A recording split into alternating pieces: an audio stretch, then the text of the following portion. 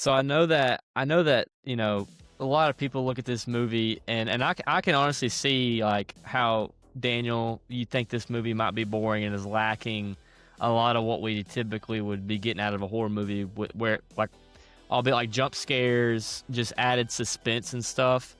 But the concept of them being in the woods and being stalked, and the fact that like there's not like up in your face jump scares, it almost makes it those moments stick out more to me. Like when those kids are banging on the tent and when they hear the tree branches breaking around them, like I don't know, this movie makes me feel uneasy, and it might be because I got scarred from Paranormal Activity as a kid. I think that has a lot to do with it. Was this the first time you watched it, Kate? This was probably the second time, I think. I watched it a long time ago, and I've actually played the horror game, and I've seen the sequel that I was talking to you guys about, the one that came out in 2016. I am a fan of the franchise, but this one is like, it's my favorite because, it has an open ending. There's no explanation exactly as to what's going on, especially with some of the character decisions that you get into in the movie, especially when you've got Mike, who, this may jump ahead, who kicks a map into a creek. There's a lot of speculation that like he didn't do that. And I don't know if are you guys aware of a big theory about this movie, that there's no witch? Yeah, well, fill us in if you know something. Yeah, Brent, I don't know how much you've like read on it, Brent, but you can jump in too whenever you feel like it. But it was theorized that Josh actually has a big hatred for Heather, and essentially Mike and Josh are tormenting her in the woods, and they isolate her, and they actually at the end kill her.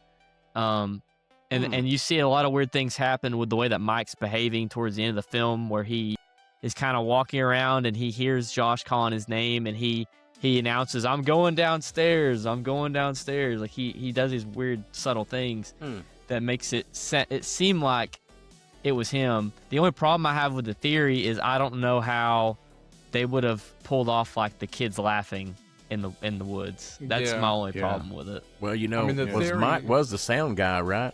Mm-hmm. So maybe he had some recordings of some kids, playing devil's Obviously, advocate I don't think the theory is like correct. I don't think that's what the directors were going for. But I still think, and I know we'll get to it, but I still think the movie would be creepier if that was true. Like if it was filmed as, we're gonna act like this is a paranormal thing with them being stalked by a witch, but in reality it's just two guys just terrorizing. Then it becomes a true crime documentary, I think. Well, that Heather was actually worried about that because they really didn't know each other when they started filming this, and she had later on, when she kind of talked about it a little bit, said that she was kind of worried because they literally dropped these three in the middle of the woods for 8 days, and they would pass them like little messages on what they not tell them exactly what to do, but kind of guide them on what they needed to do for that day. And she said she was kind of nervous about being dropped in the woods with these two random guys. She took a knife with her and was like, what if they're trying to make a snuff film and here I am just going to the woods with them? You got to get some workers' comp for that. That's asking a lot. That's asking a lot. So Mike was actually supposed to disappear, not Josh. But in real life, Mike, the Josh guy and Heather were not getting along at all, to the point where the director actually had to break his own policy of not intervening with them, because he thought they were going to physically get into an altercation. And so they said, instead of pulling Mike, we're going to pull Josh, because he was worried that they were actually going to get into it. That's interesting. Let's talk about this for a minute. That come across on film, because you could actually feel the frustration.